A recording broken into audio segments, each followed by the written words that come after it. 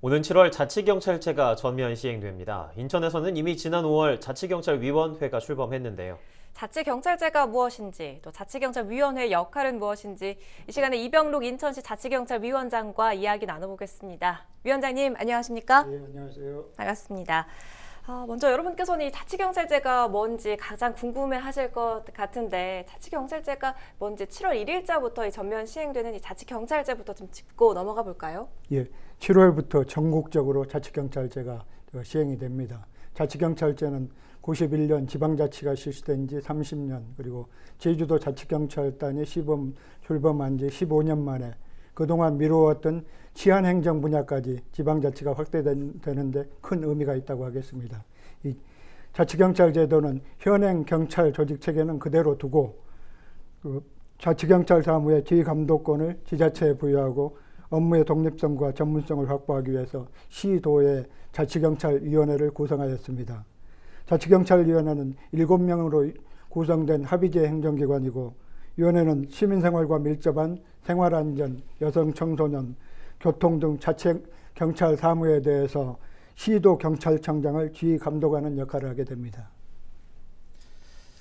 예, 오는 7월부터 자치경찰위원회가 이제 본격적으로 활동을 시작하게 될 텐데 인천자치경찰위원회 어떤 역할을 주로 좀 하게 됩니까?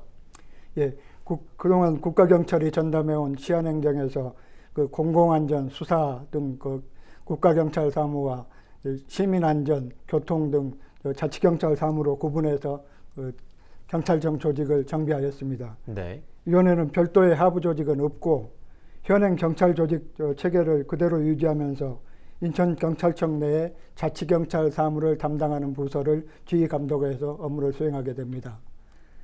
생활안전, 여성 청소년, 교통 분야 등 시급한 현황 사항들에 대해서 위원회가 중심이 돼서 업무 절차를 간소화하고 공정하고 중립적인 운영을 통해서 자치경찰 제도가 신속하게 정착될 수 있도록 하겠습니다. 네, 이제까지의 경찰 치안 활동과는 뭐 어떻게 달라지는 건지도 좀 궁금한데요. 인천자치경찰위원회가 특별히 좀 중점을 두고 있는 부분이 있다면 어느 점입니까? 여러 치안행정 중에서 어린이 안전 문제를 위원회 그 최우선 과제로 선정하고 있습니다. 네. 이 스쿨존 사고뿐만 아니라 학교 폭력 등 청소년 범죄, 그리고 아동 학대와 같은 부분까지 어린이 안전을 확대해서 봐야 될 것 같습니다. 학교 폭력, 아동 등 사건 사고에 대해서는 그 시와 교육청, 경찰청이 협력해서 119 치안 종합 상황실 그 신고 체계를 활성화하고, 그리고 안전에 대한 인식을 폭을 넓히고 신고와 대응 조치를 철저히 해서 아동 범죄를 줄여나가는 것이 관건이라고 볼 수가 있습니다. 위원회는 지방행정과 치안행정의 협업을 강화하는 동시에 시민들이 참여하는 지역사회 안전망을 구축해 나가겠습니다.